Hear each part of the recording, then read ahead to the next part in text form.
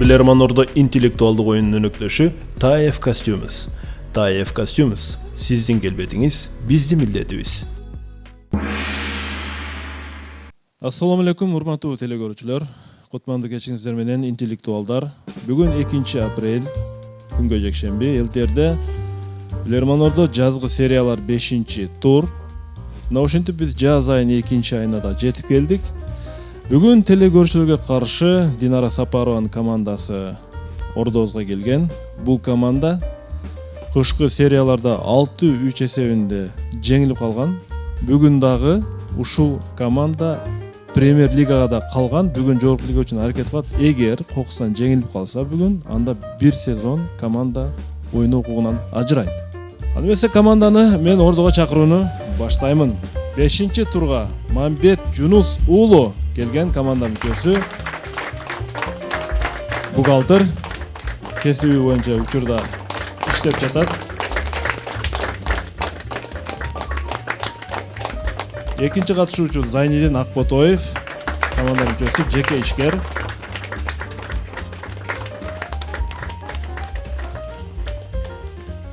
Тариел Гайратбек уулу, команда мүчөсү. Ишкерлик менен алектенет. Гайратбек мырза дагы. Кийинки катышуучубуз Бектурган Мизамедин уулу, команда мүчөсү. Жаштар тармагында иштейт, муниципалдык кызматкер. Кийинки катышуучубуз Жаныш Жусупбеков, команда мүчөсү. Учурда Ош шаар мэриясына караштуу Жаштар комитетинин төрагасы кызматын аркалап жатат.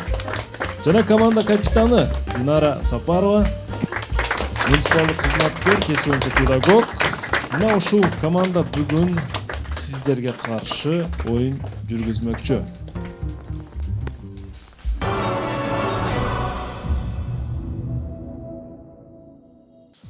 Урматтуу билермандар, урматтуу клуб, урматтуу телекөрүүчүлөр, биз Кудайым буйрса оюнду баштап алдык. Динара айым дагы бир жолу кош келипсиздер. Кышкы сериядан кийинки оюн, маанилар жакшыбы, команда оюнга даярбы? Саламатсызбы, урматтуу алып баруучу, саламатсыздарбы клуб мүчөлөрү жана телекөрүүчүлөр. Сиздер менен ыйык Рамазан айында жолугушуп олтурганыбызга кубанычтабыз. Баарыңыздарга туткан орозоңуздар кабыл болсун. Биздин команда бүгүн телекөрүүчүлөр менен таймашканга даяр, буйрса жакшы оюн көрсөтөбүз. Командага ийгиликтер каалайбыз жана телекөрүүчүлөргө да ийгиликтер каалайбыз. Анда эмесе урматтуу телекөрүүчүлөр, бизге жан кошулган телекөрүүчүлөр болсо, бул оюнга кантип суроо жөнөтөбүз дегендер үчүн биз экрандагы даректерди эскерте кетели. Каттар үчүн биздин дарек Ош шаар Ленин көчөсү 330 Билерман Ордо оюнуна деп жөнөтүңүздөр. Facebook'та Билерман Ордо деген расмий баракчабыз бар, ал жерге катталып суроо калтырыңыздар. Билерман ЧК ТВ күчүкчө mail ЧК биздин электрондук дарек жана Билерман астыңкы сызыкча Ордо Instagram'дагы баракчабыз жана YouTube'да Билерман Ордо оюндарын көрсөңүздөр болот. Учурда эң акыркы биздин жүктөлгөн оюн бул Самара Бектенали кызынын оюну кетип жатат. Анда биз оюнду баштадык. Биздин башкы өнөктөштөрдү айта кетели. Адаттагы эле Барбол чоң рахмат. Адаттагы дайыма жан гана продюкциялар менен билермандарды кубандырып келет. Актив дизайн, сырткы жарнак жана полиграфия борбору сиздерге ийгилик каалайт. Ошондой эле TAF Costumes бардык телекөрүүчүлөргө ийгиликтерди каалайт. Эсеп 0-0, биринчи раунд.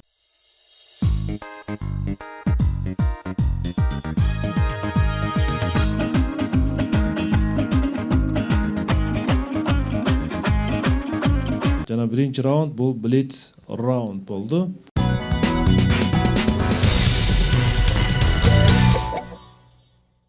Сиздерге каршы Мамат Бакыт уулу Кадырбек суроо берет, Нукат районунун тургуну. Урматтуу билермандар, кыргыз улуттук акча бирдиктери, купюралар, билесиздер, белгилүү инсандар, коомдук ишмерлер, саясатчылар, чыгармачыл адамдар сүрөттөр менен кооздолгон биздин Кыргызстандын акча бирдиги.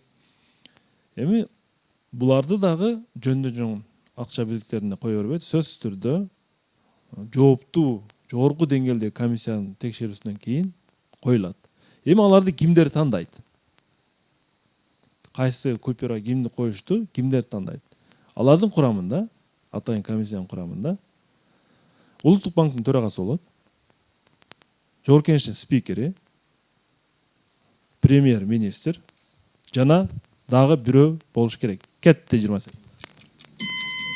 Президент эмес, комиссия президент комиссиянын курамына кирбейт. Жок, эми төрага спикер, премьер-министр бул жанагы маданият тармагынан эмеспи?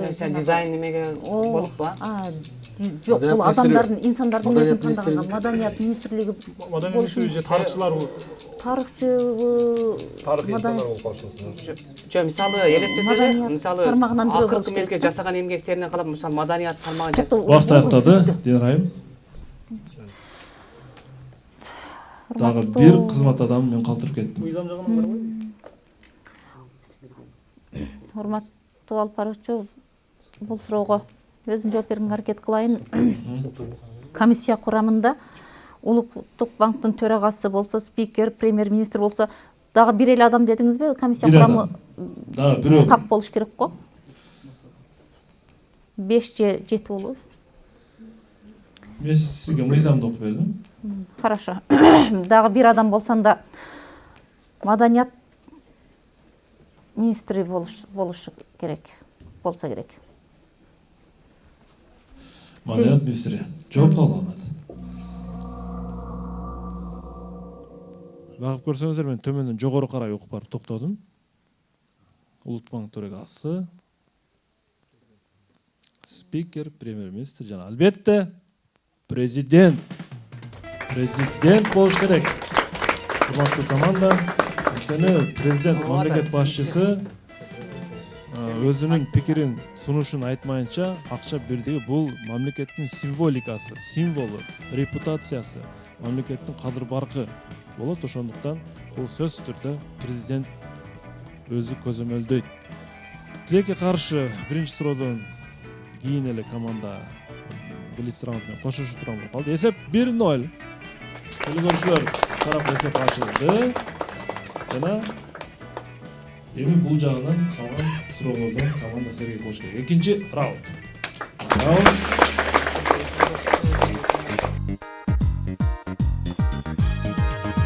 Президент деп талкуунун башында Динара өзү кошту, бирок сиздер мен президент калтырып коюшуму мындай ишенбедиңиздер да. Нурзат Мусаланова Талас облусунан сиздерге каршы суроо берет. Урматтуу билермандар, Нурзат Мусаланова сиздерге мындай 2005 жылы 1 апрелде дүйнөдөгү белгилүү уюмдардын бири интернет желесине сиздер көрүп турган сүрөт менен бир постту жарыялайт, түйүнө пост коет. Сиздерге суроо. Кайсы уюм бул сүрөттү койгон? Бул жерде эмне бар? НАСА эмеспи? НАСА неге? Баягы Марста суунун бар экенин эмесин токтоп кандаган эме эмеспи? 1 апрель дегенге Жөн версиям да вариантты айтыңыздар. НАСА уюм да. НАСА уюм да, НАСА. Белгилүү уюмдар бири деп атат. Досрочно алып 1 апрелде дейбиз. 1 апрелде. 1 апрелде баягы алдамай күндө күлкү күнүн неме кылмай атабы? О, биз айтып койдук эле болгон. Дүйнөлүк уюмдар деп атат да. Дүйнөлүк 1 апрелде уюмдар. биз эсеңде деле ал. Башка жакта жок. Бизге кайсы уюм дегенде НАСА уюму. НАСА уюм. Уюм да НАСА. Ошо кайсы уюм пост коюп атат деп атат да. Уюмду сурап атат. Башка Ол жандагы эмблема эмне? Англиянын немеси бар. Англиянын немеси туруп. Немеде футбольный немеде Жок, ал форма. Марс картан чыккан болсо өзүнүн эмесин чыгара берет. Марстын филиалдар көп. Просто Марста Марс деген материкте суу бар деген белгиси болушу мүмкүн. Марста суу аныкталды, суу бар табылды дегендей. башка вариант жок, ушул вариант Динара? жооп бересиң. Урматтуу алып баруучу, бул суроого Зайнидин Акботоев жооп берет. Зайнидин.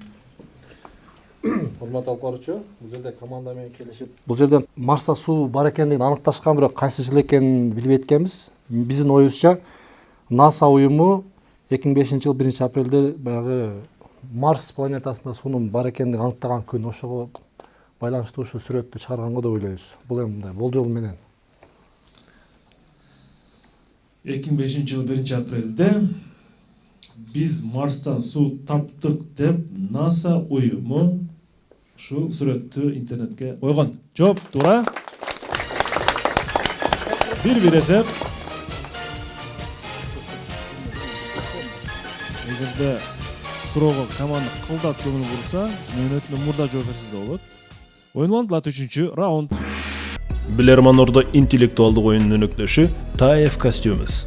TAF Costumes сиздин келбетиңиз биздин милдетибиз. Раунд. Урматтуу телекөрүүчүлөр, жазгы сериялар. 5-чи тур. Азырынча бир гана команда жогорку лигада, бул Самара Бектинали кызынын командасы. Алда дагы 4 оюн бар. Өмүрбек Базарбаев Бишкектен силерге каршы суроо берет. Зайнидин мырза, эмне менен алек болуп атасыз? Жеке ишкерлик менен алектенип атабыз. Азыркы күндө мөмө жемиштер үчүн пластиковый ящик жасаган аппарат алып келгенбиз Кытайдан. Өндүрүп атабыз. Азырынча заказдар башталды буюрса. Өрүккө, гиляс жана алмага. Бул Ош облусунда бир гана ноокатта барбы ошондо? Жок, бул Кадамжай районунда биз менен бир 6 азыр станок бар. Биз 6-чы болуп ачылганбыз, азыр жаңысы болупчу. Буйрутмалар түшө баштады. Буйрутмалар түшүп атат ошо буюрса. Жакшы, ийгилик каалайбыз. Рахмат. Урматтуу билермандар. Индиянын Мумбай шаары калк аябай жыш жайгашкан мегаполистерге кирет. Ошого байланыштуу Мумбайдын көчөлөрүндө машиналардын саны дагы аябай көп. Тыгын ошончо айдоочулар биринин артынан бири сигнал бере беришет. Мумбайдын полиция кызматкерлери Мумбай шаарындагы жергиликтүү жашоочулар, шаарга келген коноктор, туристтердин арызын угуп, ушундай бир чечим кабыл алды. Канткенде биз ушул көйгөйдү чечишибиз керек. Жана алар бир ыкманы ойлоп табышты. Бир маанилүү көйгөйдү алдын алуу максатында кандайдыр бир жаңы типтеги светофорду ишке киргизишти. Жаңы типтеги. Жана бул кайсы бир деңгээлде көйгөй азайды, толук чечилбесе дагы. Силерге суроо. Кандай өзгөчөлүктө бул светофор? Кандай светофор? Кошумча светофорго. Азыр мисалы неме ошо 4-чүгө, 3 түскө 4-чү кылып койгола болобу мындай неме? Же болбосо мындай токтой турган жери жокпу? Эмес, жана мүнөттөр барбы, секундтар. Ошону азайтышы мүмкүн.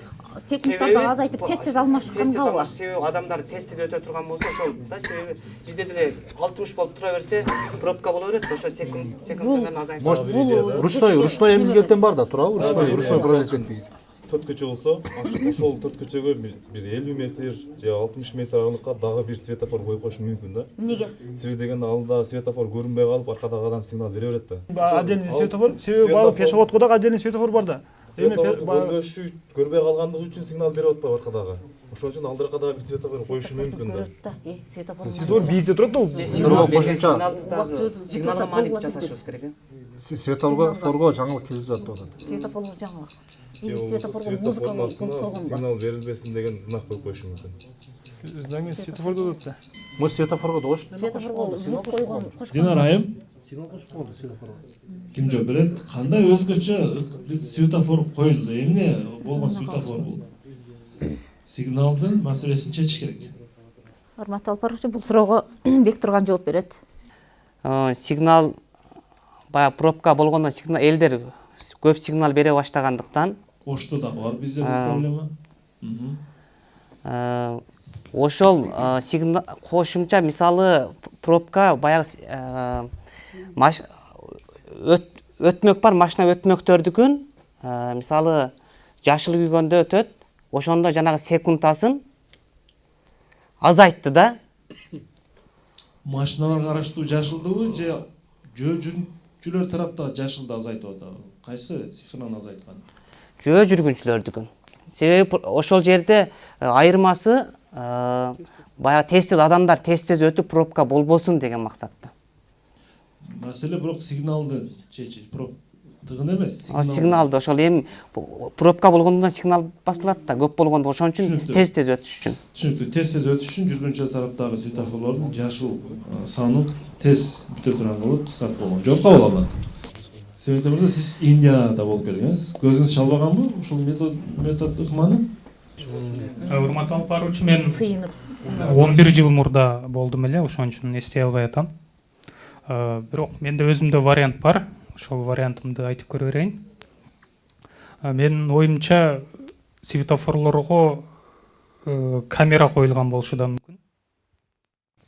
Үндү жазуучу. Эгерде сигнал бере турган болсо, ошол машинаны светофор белгилеп алат жана ошол тийиштүү штрафты салат да. Урматтуу алып баруучу, биздин командада ошол балдар эми светофор жана үнгө неме берет, үнгө карата эме реакция берет окшойт деп чечтик да. Себеби канчалык сигналды баскан сайын, ошо сигналдын үнүн угулган сайын светофор кызыл күйүп тура берет окшойт деп. Биздин командада биринчи ушул вариант. Канчалык көбүрөөк сигнал берген сайын ошончо айып катары кечиктире берет да. Көбүрөөк созулуп турат. Түшүнүктүү. Эми сиздерге ошол Мумбайдын көчөсүндөгү бир светофордун, жаңы типтеги светофордун көрүнүшүн сиздерге мен көрсөтөйүн. Албетте латынча чыгат, анткени англис эл аралык нормада колдонгон үчүн бул жерде ушундай маани келип чыгат. Канчалык сигналды көп бассаң, ошончолук сен күтүп турасың деген маанидеги ушундай светофордун алдыларына ушундай кичинекей экрандарды орнотушкан. Honk more, wait more. Канчалык көп сигнал бассаң, ошончолук көп күтөсүң. Мына ушундан кийин сигнал баскан айдоочу ойлонуп калат. Демек, мен сигнал бассам тура берет экем деген дагы сигнал басууну токтотушкан буларчы. Сигнал басууну токтогондон кийин светофордун жашыл күйүп, машиналар өз багыты боюнча жүрө берген. Жүргүнчүлөр тарап эмес, Бектурган мырза. Айдоочулар тарапка. Мен айттым го, жаңы типтеги светофор коюлган депчи. Азырынча 2-1 телекөрүүчүлөр тарапка. Телекөрүүчүлөр тарапка. Бул боюнча социалдык тармактарда аябай көп сүрөт оюнлантылат. 4-чү раунд.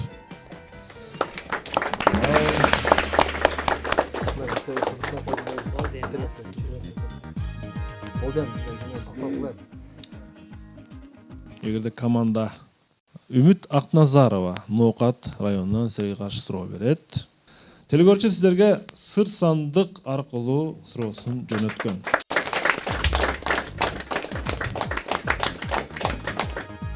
Урматтуу билермандар, кайрадан Индия, Ассам деген штатында Акшар деген мектеп бар. Ал жерде жалаң, кедей кембагалдардын балдары, социалдык жактан аябай муктаж болгон үй бүлөлөрдүн балдары окушат. Тагыраагы мектеп окуусунун акчасын төлөй албагандардын балдары окушат. Алар акча төлөбөйт. Бир караганда социалдык мектеп десек да болот. Алар акчанын ордуна мына ушул сыр сандыктын ичиндеги нерселерди алып келишет. Сиздерге суроо, сыр сандыкта эмне бар? мектепке алып келишеби? Мектепке алып келишет. Акчанын ордуна да. Акчанын ордуна ушуну алып келишет. Ушуну алып келгиле деп буйрук берген мектеп администрациясы. Эмнени айтышы мүмкүн? Кетти минута. Кедей кембагалдардын Ар күнү алып келеби же бир күн өтө муктаж экен да. Акчанын ордуна да. Бул эми тазалыкты сакташ үчүн же мусор бир нерсе алып келбей, баклажкалар, пластик багыштуу канчалык бир коомго пайдасы тийгизчү. Жок. Эмне болушу мүмкүн? Жей турган эмес. Өзүнө да жетпей атса мектепке да Мектепке алып келет. Бул кеңири нерсе экен да, значит, социалдык. Ошо кеңири эмне алып келет? Чай, баклажка. жалбырак, баклажка, Чай. Дагы эмне бар? Жок, чайды эмне кылат ал? Значит, мектепте алып келгиле дейт экен да. Эми баягы Ассам штатында дагы чоң плантациялар бар да, чай боюнча. Популярный чай да. Ассам штатында популярный. Ассам чай, Ассамды өзү Ассам деген чай бар. Чай плантациялары бар. Ассамдан чыккан Ассам чайы. Пактап берилгендей. Ошону мектеп может экспорттойт. Туурабы? Ошодон алып келгендиги үчүн Ассам деген чай бар, ошону алып келген. Зада чай терип келет окуучу. Мен берсем. Меники да ошол болот да, Хорошо, чай Ассам ал. деген чай бар. Мындай элестетсеңер, Бул бир чоң вариант. ар бир адамдын үйү ар бир адамдын үйүндө бар нерсе экен да. Варианттар да. Индияда. Алар эзер дыйкан жасашы мүмкүн, чай Индияда өсүрүш мүмкүн дагы. Тарыйсың. Кайсыга токтойбуз? Астам чайын токтойбуз, Вариант. Эмеге жакын эмес, а? Эмне бар бул жерде? Ошону кайра алып келишеден ошого окушат да. Бизде баягы Динара мактабай айым. иштеткен окуучуларды. Убакыт бүттү. Чай алып келдим. Ким жооп берет? Чай. Урматтуу алып баруучу, бул суроого Жаныш Жусупбеков жооп берет. Жаныш Жусупбеков.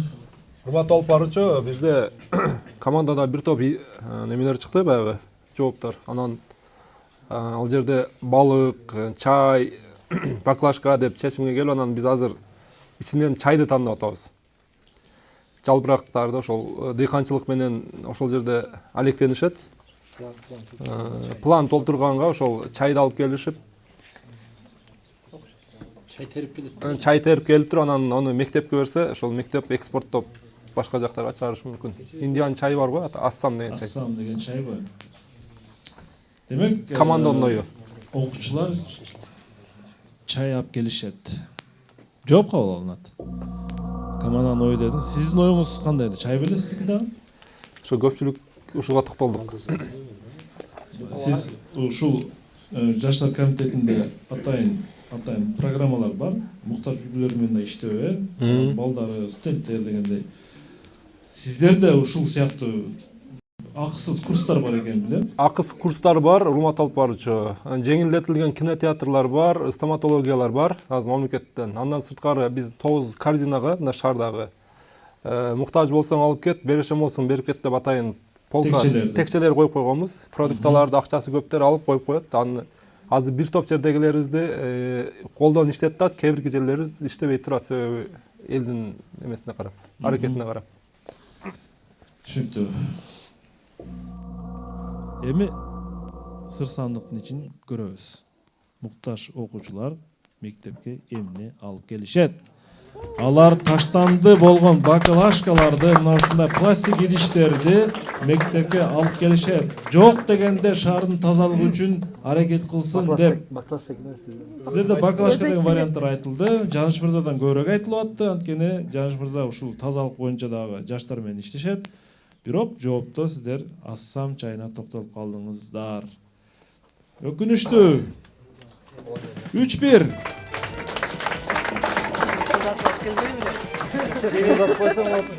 Сиздерге олго шаарга болгон салым ушул болсун дейт экен да. Жок дегенде таштандын алып келсин деп. Бүгүн канча алып келдиң, бүгүн эмне алып келдиң деп окуучуларды ушинтип сурап турат экен мугалимдер. Команда артта калып атат дегени менен кечээде Самара Бектеналиева 4-1ден жогорулап кеткен. Эми бүгүн билбейм кандай болот. 5-раунд. Билерманордо интеллектуалдык оюнун өнөктөшү TAF Costumes. TAF Costumes сиздин келбетиңиз биздин милдетибиз. 5-раунд.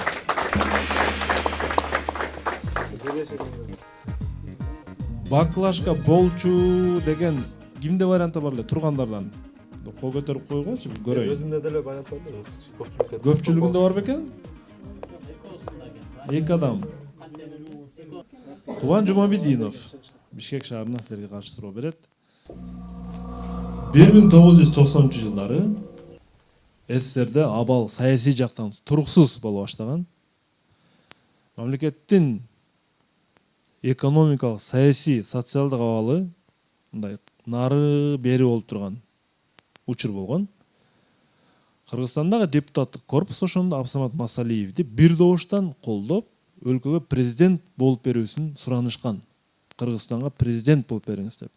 Бирок Абсамат Масалиев бул сунушту четке каккан жана бул сунуштун ордуна ал эмне деп жооп бериши мүмкүн эле. 90-жыл. Кетти минута. Биринчи СССР таркасын деген жооп бериши мүмкүн. Толугу менен таркайбыз, анан кийин болоюн дегенби. Бул Өз алдынча бөлүнөлү деп. 91 августта биз эгемендүүлүктү алып атабыз. 90-жылы октябрда президент болоюн деген. 90-жылы октябрда кирген президент. Не деген сөздү айтты? Жок, эгемендүүлүктү бергиле, анан мен президент болоюн дегенби. Же СССР таркасында да болушу мүмкүн. Кыргызстанда неме кылып атат да буга? Сунуш берип атат. Эгемендүүлүктү бергиле деп бул Москвага эмес, Кыргызстанга жооп берип атат. Депутаттар өздөрүнүн неме кылып атат. биринчи эгемендүүлүктү алып алайын деши мүмкүн. Кыргыз СССР Жогорку Советтин эмеси бир аз депутаттары 90 жылы айтып атат да. эмеле болуп элек болчу да. СССР Тарай элек болчу да. СССР бар СССР бар эле, тарай элек болчу. Горбачев менен эменин элсиндин тиреши болуп аткан ошол туура. Ошондо азыр СССР жашап атат деген мааниде айткан эмес. СССР таркасын, жок Жогорку Кыргызстан эгемендикти алсын, анан мен болоюн деген сөз айткан да. Андай болушу мүмкүн. Ошондой ооба, ордодон. Динарайым. Урматтуу алып баруучу, ордодон жардам алабыз. Урматтуу Ордо, команда сиздердин жардамыңыздарга муктаж. 20 секунд убакыт кетти. Эмне деп айтыш мүмкүн?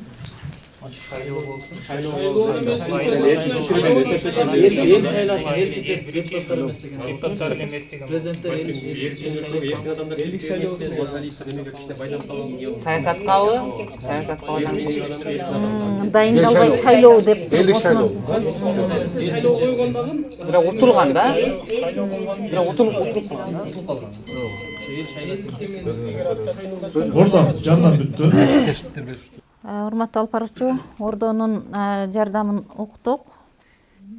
Бул президенттик постту сунуш кылышканда, бул президент дайындоо жолу менен эмес, шайлоо жолу менен келсин, эл тандасын, шайлоо жолу менен өткөрөлү деген болушу мүмкүн. Жооп кабыл алынат. Туура жооп.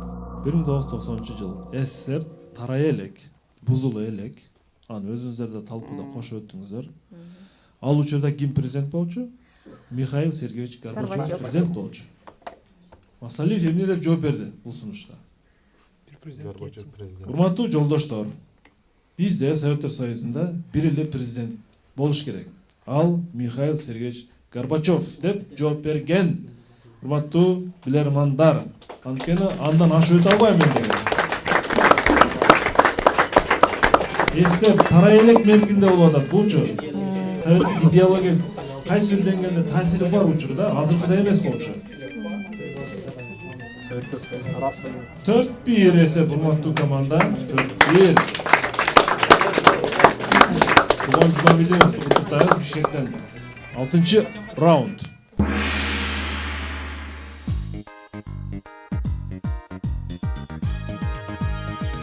СССР канчанчы жылы кулаган Зайнидин мырза? 91 жылы 21 декабрда. Горбачев баарын чогултуп, 25 декабрда СССР токтоду деп билдирген. ошол расмий жарыя кылган. 91. Ошондо да кайтышкан. Каримов, Акаев баары айткан, "Ай, сиз президент боло бериңиз" дегенде, "Жок, болбойт эми" деген. Бүттү деген да. Жолболду уулу Ташболот, Кадамжай районунан силерге каршы суроо берет. Телекөрүүчү Ташболот Жолболду уулу мындай суроо бериптир. Турциянын эң туңгуч президенти ким? Мустафа Кемел Ататүрк.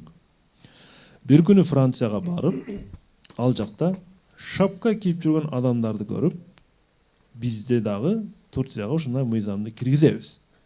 Биздин эл дагы шапка кийиш керек. Салтка айланып калган түрктөрдүн допусу бул учурдагы замандык эмеге жооп бербей калды. Биз топу кийгенге тыюу салабыз, анын ордуна европалык стилдеги шапкаларды кийгизебиз деп чечим кабыл алат.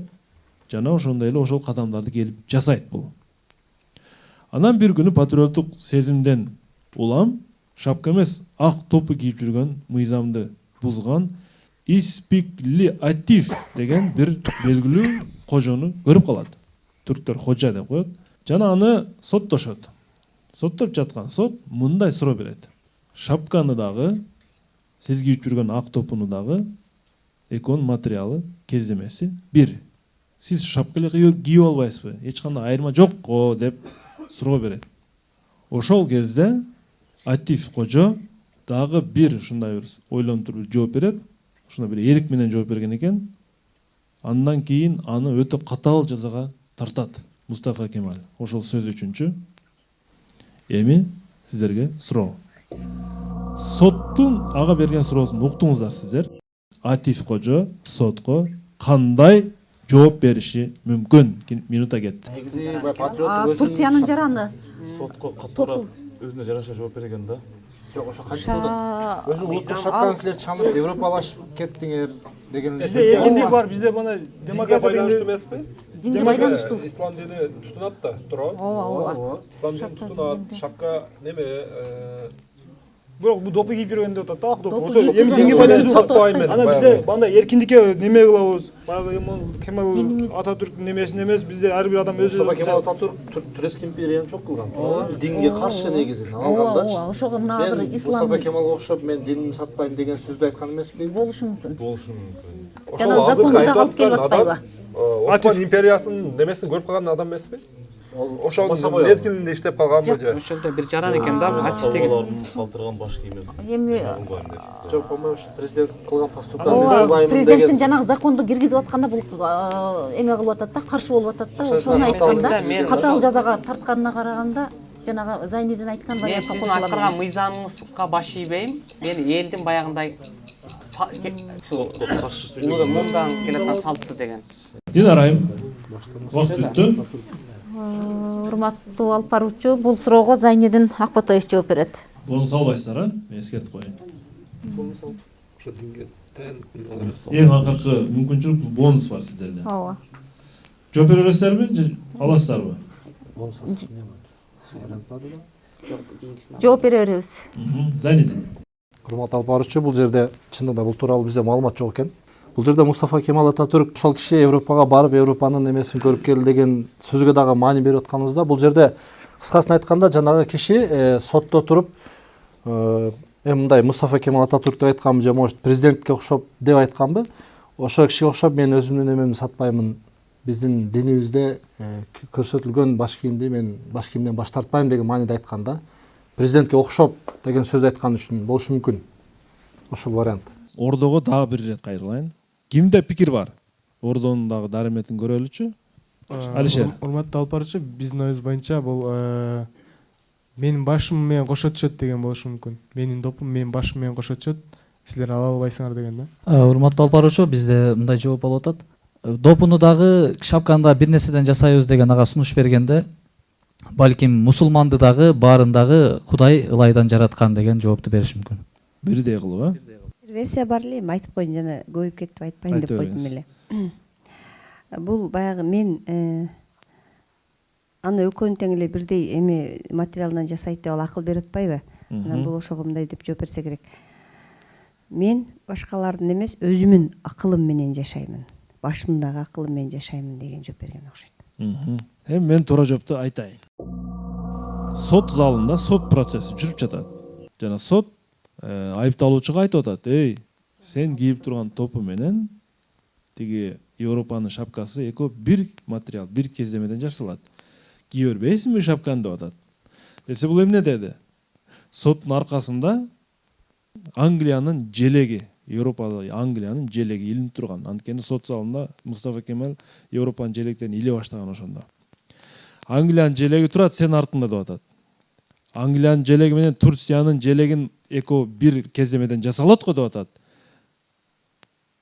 Түшүнүп атасыңар логиканы? Экөө бир кездемеден жасалат го. А эмне үчүн анда Турция өзүнүн түсүндө турат, желеги, Англия өзүндө турат. Бир кездемеден жасалса, эмне үчүн мен улуттук топумду кие албайм бул жерде? Кездемеси бир болсо деп атат. Эмне үчүн мен алмаштырышым керек деп атат. Көрдүңүздөрбү? Мына ушундай сөзүнө сөз жоопту берген. Урматтуу көрөрмандар. Жооп болду Улуу Таш болот. Кадамжай районунан телегөрчү тарапка дагы бир упай кошту. Оюн улантылат. 7-чи раунд.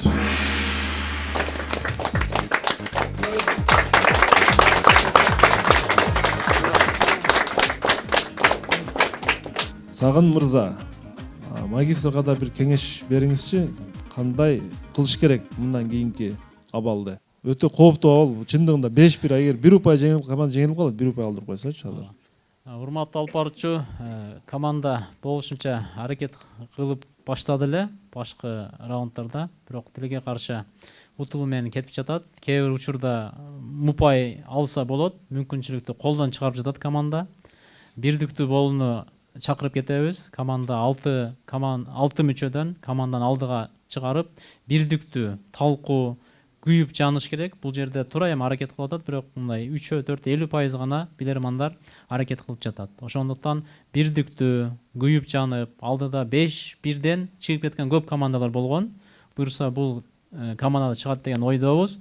Ошол бириндик каалайбыз, бирдиктүү ой пикир, катуу талашууну каалайбыз. Ийгилик. Актив дизайндан сіздерге суроо.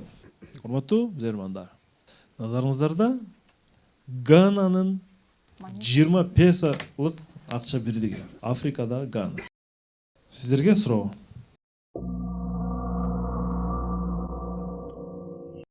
Эми биз тыйын деп кое берелик, мындай түзүлүшү тыйын 20 песо эмеси канчалыкка барабар экенин мен билбейм. Акча бирдиги долларга салыштырмалуу.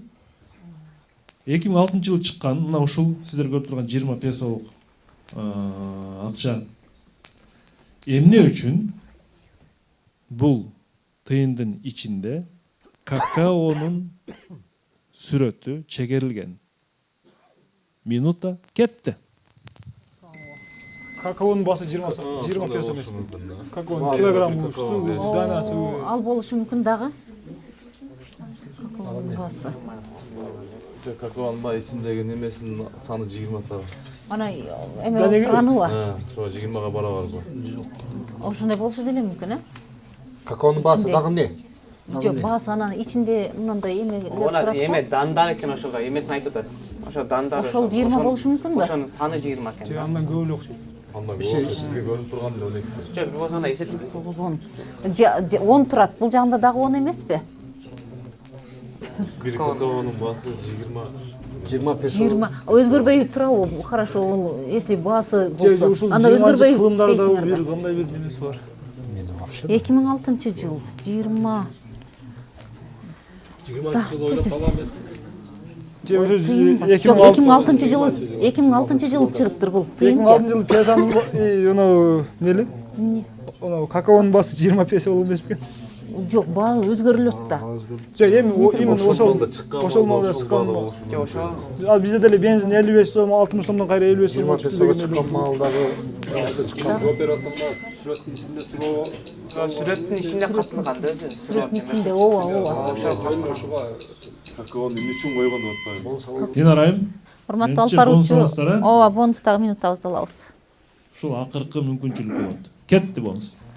Значит, баасын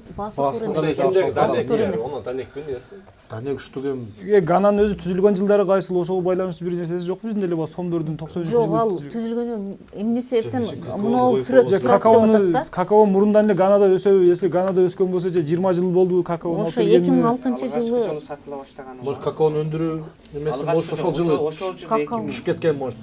20 Менин вариантым ошо какаонун баасы ошо 20.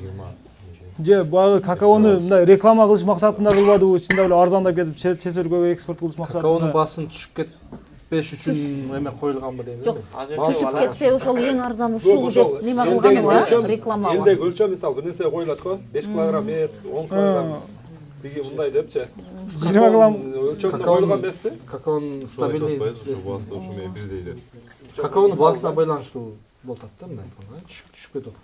Мында турмуш тиричиликтеги нерселер Баасын сактап калыш. какаонун баасы аз өсөт окшойт ошол жерде болсочу. аз өсөт же көп. Кайсаттык болобуз. Ошону сактап калыш үчүн ар дайым Баасын түшүп кетпеш үчүн. бир туруктуу бааны сактап калыш үчүн. Өткөндө эми ушундай айтып койгон. Ой. сүрөттүн ичиндеби? Сүрөттүн ичинде да. Динара Сапарова. Бонуста түгөндү. Орто тынчтанабыз. Ким жооп берет? Урматтуу алып баруучу бул суроого Тариел жооп берет. Тариел. Эми азыр ой ар жактан келип акындай ойлор келип чачырап кетти.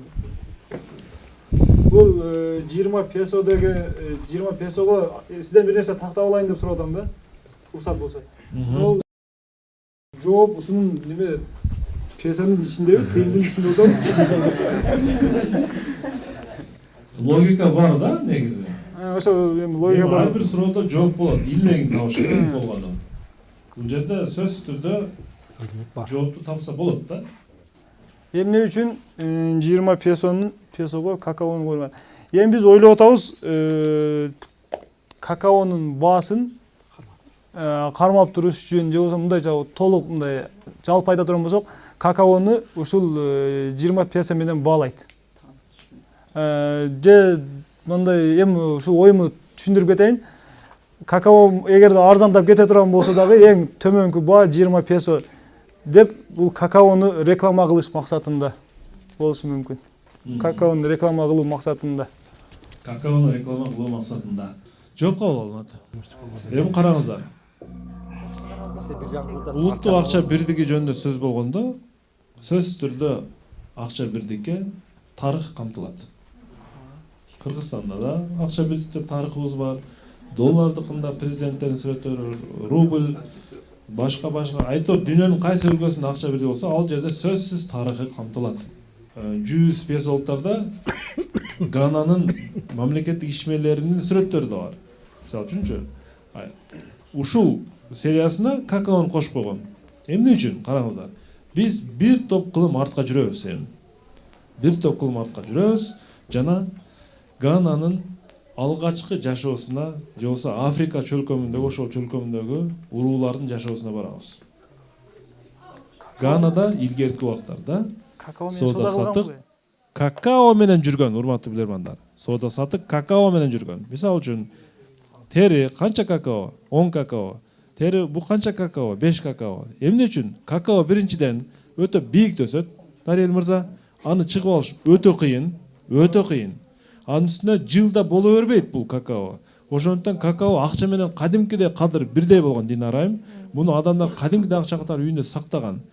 Атайын тоого барып, Гананын ичинде да өскөн эмес булчу, шаардын ичинде. Тоого барып какаону алып келишип, какао менен соода сатык жүргүзүшкөн. Жана кийин өнүгүү болуп, технология болуп, анан ушул акча бирдигин чыгаруучу адистер келгиле тарыхты кошолу деп туруп, убагында биз какао менен соода алган ата бабалар. Эми какаону биз 20 песолук акча бирдигине киргизели деп тарых катары мына ушундай чечимге келишкен, урматтуу билермандар. Оңой эле суроо болчу. Какао менен акча бирдик өлчөнгөн деп Жаныш бир айтып өткөндөй болду. Акча бирдик өлчөнгөн болуш керек какао менен деген бир сөз айтып өттү Жаныш. Бирок ага мындай маани бербей калдыңар силер. 6-1 эсебинде Динара Сапарованын командасы тилекке каршы тергөөчү тараптан жеңилип калды. Бир жеңиш, бир жеңилүү. Жазгы сериялардагы ушул эсепке карай турган болсок, кышкы сериядагы эсеп будан жогорураак болчу. Анда 6-3 болчу. Команданын көрсөткүчү азыр 6-1, бир топ ылдый түшүп кетти. Кандай десем, даярданыш керек Тарел мырза, Зайнеде мырза, оюндарды көп өткөрүш керек. Өз ара онлайн дебейин, сиздер чогула аласыздар. Машыгууларды өткөрүш керек болчу, балким таймаштарга келиш керек, дагы башка акыл таймаштар болуп жатат. Аларга катышыңыздар. Айтор машыгуу менен гана жыйынтык болот да, аны баарыбыз жакшы билебиз. Урматтуу телекөрүүчүлөр, мына ушундай жыйынтык жайкы серияларда тилекке каршы Динара Сапарова командасы ойной албайт. Бир сезон күтөт, команда машыгыш керек, телжигиш керек, дагы бир өзүн колго алыш керек. Анда биз оюнга анализ кылып көрөлү.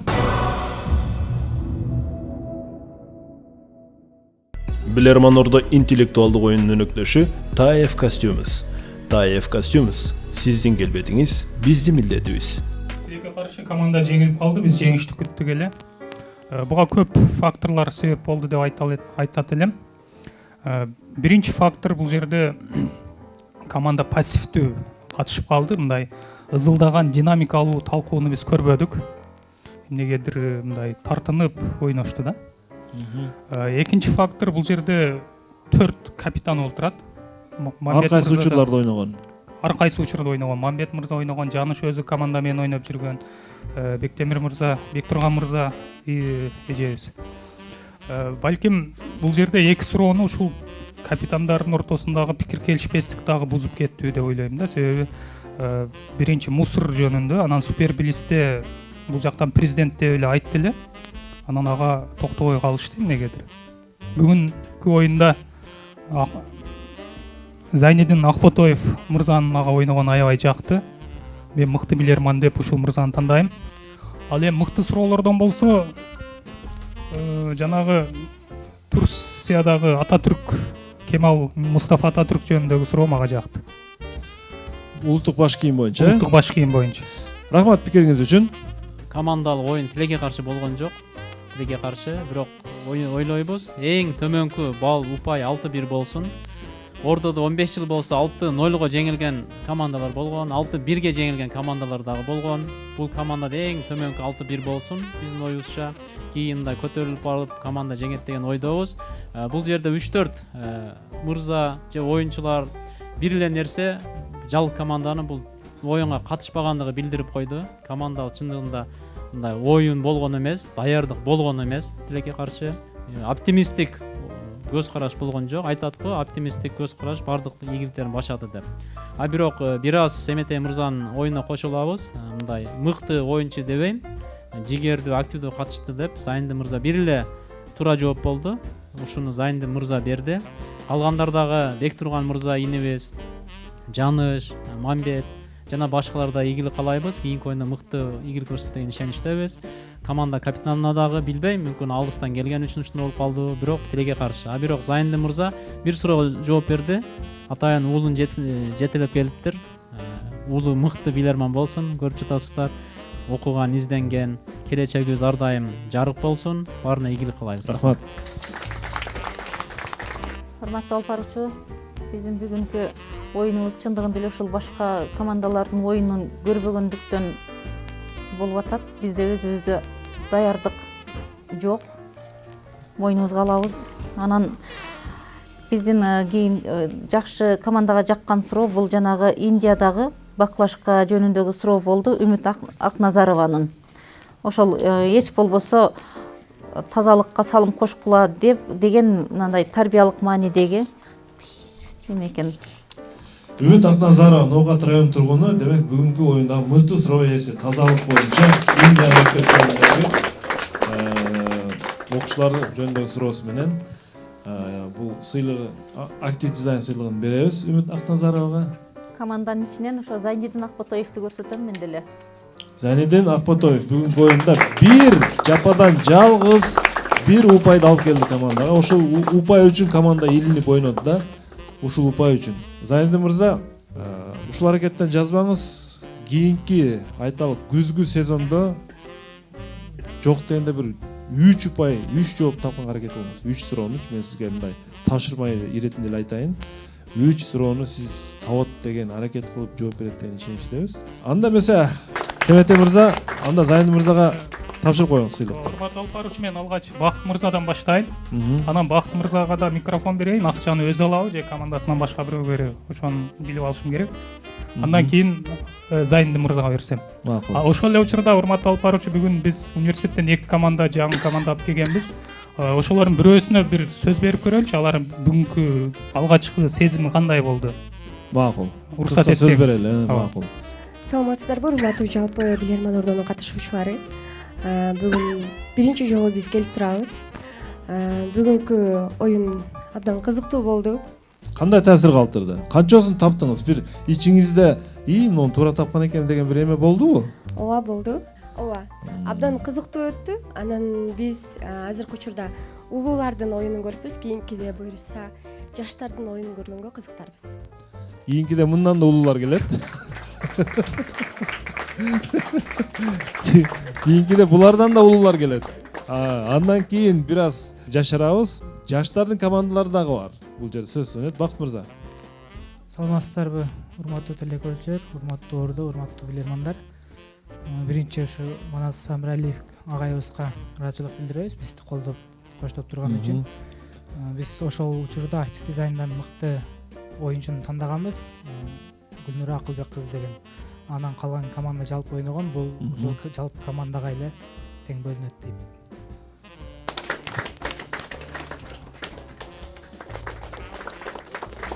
Ийгилик, биз оюндун соңун бир позиция менен жыйынтыктайлы. Барболдун шериндиктери жана торттор студияга. Барбол чоң рахмат. Адал дайыма жаңы гана продукциялар менен билермандарды кубандырып келет. Чоң рахмат өнөктөштөргө. Барбол, Актив Дизайн, Таев Костюмс. Сиздерге рахмат. Аман болуңуздар. Билеги күчтүү бирди жыгат, билими күчтүү миңди жыгат. Görüşкөнчө, ассаламу алейкум, орозоңуздар кабыл болсун.